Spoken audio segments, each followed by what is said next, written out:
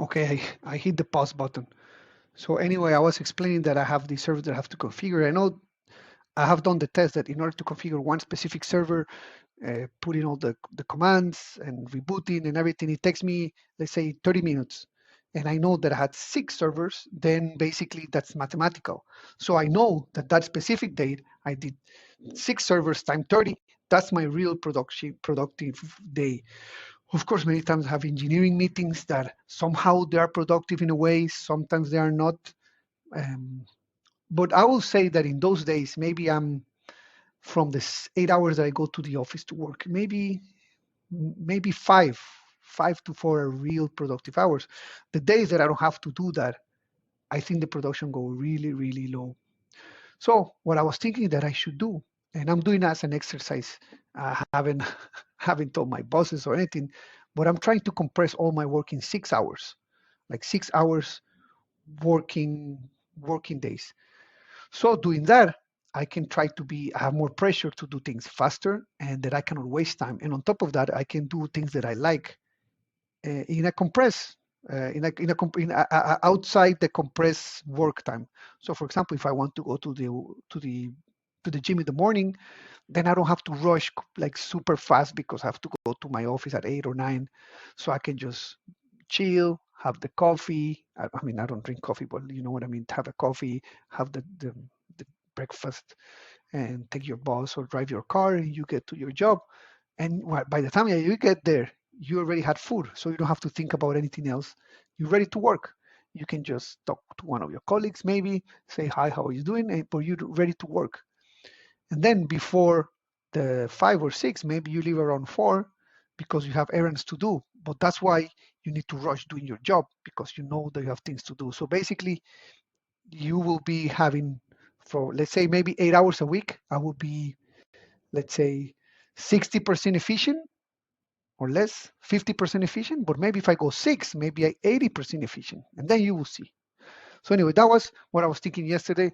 That's what I was talking yesterday, and basically all this chat that I was saying in a different way, maybe there was no sound. So I was looking to myself in the camera with no sound. That was retarded.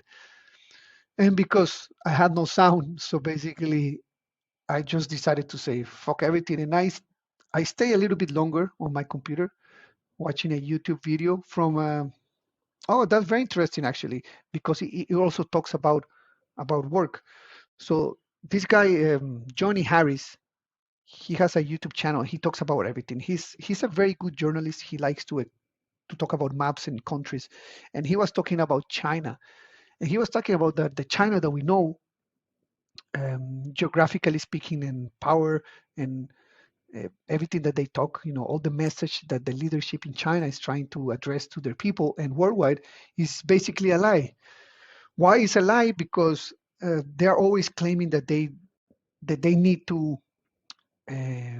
protect their land because Chinese have been existed for thousands of years, over 5,000 years. When I say Chinese, I'm talking about what they see about the land of China, that I think is called the Chinese Han. That's the thing that they're trying to put in everyone Chinese mind. But China, what they were doing, they have been taking other regions of Asia, like for example the Tibet that they took it around 1950, and then the other area, like very on um, the very west of China, that is near Russia.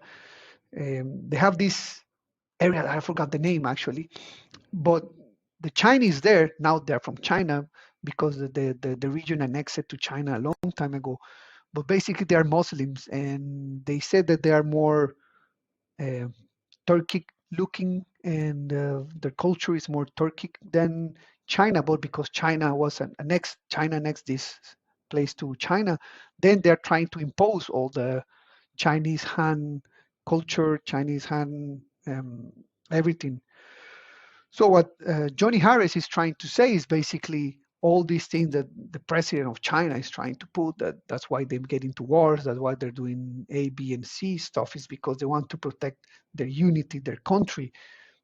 But at the end, basically, they're trying to unite something that it has never been united. China has never been united. They have been happening terrible stuff in order to make the whole country as a whole. And nevertheless, a long time ago, I think the government in China basically they claim that because the country is too big, they're going to give autonomy of some other regions to uh, govern themselves, of course, with some control from Beijing. But that's kind of a lie because they are very different in different regions. But I mean, if you have seen the news, when you are too different from the mainstream Chinese thoughts, the Communist Party, then basically you can get yourself into trouble from, I mean, from something light to basically you just get killed or kidnapped and disappear and then sent to this concentration camp for re-education, stuff like that. Yeah, that's terrible. So I was watching that video last night, and I think the Chinese they're investing so much in infrastructure, but don't think don't think that these guys who do work for the Chinese government inside China or outside China, they have like all these 8 hours a week and stuff with a very good pay and stuff. Like we have, yeah, that's screwed up. Uh, I remember I was in a project in Africa that it was a company who was acquired by the Chinese government. It was a British company, oil company who was bought by Sinopec. Sinopec is the oil company in China. So I met some Chinese dudes. Majority of them they don't speak English or French because he was in one of these French ex-colonies, French in um, in Africa. So I found this guy and I started to talk to him about anything, and we could speak in English. He speaks some French as well, but his English was better. And he was saying that they go there and it's like in the middle of the jungle, so it's kind of like offshore conditions. And usually a lot of people, all the Westerns and Africans who work there, they go and work there between 5 to 6 weeks, and they can go home. Let's say to another, like if they are going from Gabon, they go directly to Gabon. Or if they're from Nigeria, they go to Nigeria, whatever. And they stay there for back at home for 5 weeks, and then they come again 5 weeks or six, and then they go out and they come in and out, in and out.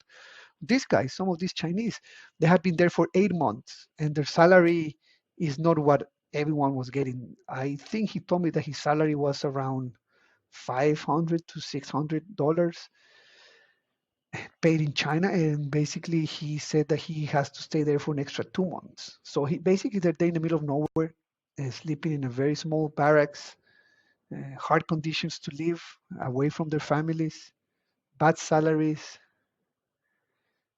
But and they have no much choice actually. But anyway, that was what I wanted to say then about the work the work the work schedule. Let me see what else I was going to say about this. This, this article is pretty interesting, but it's very long. So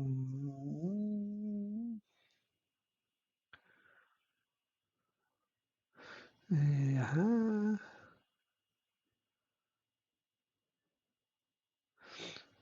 yeah. Okay, so this is what it says in this article. There's just one problem. In 2019, that's just at the beginning of the pandemic, it's all but impossible to actually work for 8 hours a day in the jobs so many of us now have. Like most people, writing hot takes and think pieces about productivity. I'm focusing on knowledge workers here, those of us who work at desks mostly in front of computers, like majority of us, in offices or from home, especially those of us who spend those hours making things like writers, coders, and graphic designers. Honestly, I think 8 hours a day is too long to work in a factory, a restaurant, a call center, or a store too, and we should rethink and re-legislate this standard in all industries. That's true. When I go to the restaurant, I feel it's not that I feel bad for the service staff, like waitresses and stuff, um, but I kind of have like a lot of respect for them since their job is really, really tiring. You imagine be there for 8 to 10 hours, 12 hour shifts, because that's what they work. They work not 8 hours. I think they work 10 to 12 hours shifts.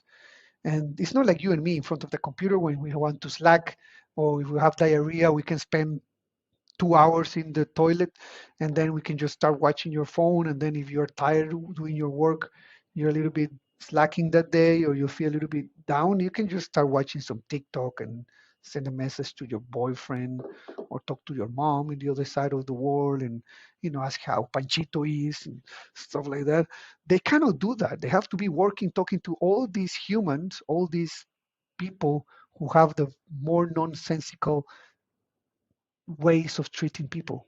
They come and they say, "Hey, no, this is not what I ordered." And they start making a piece of shit and all kind of things. You know how people treat service, and also in the stores. The schedules at the stores. Let's say in a shoe store, or let's say in Walmart. Or it's not an easy work. So next time you go to one of those places where you need to interact with service people, be nice. Be nice and think that they have a hard job, and be without them, this world will not work. Like a lot of people, we are all important, and everyone deserves some respect and be treated nicely like human beings. Anyway, my beautiful people, this was me, the random guy, and I just wanted to say a couple of words. And I hope I can see you guys very soon, maybe next week. Bye.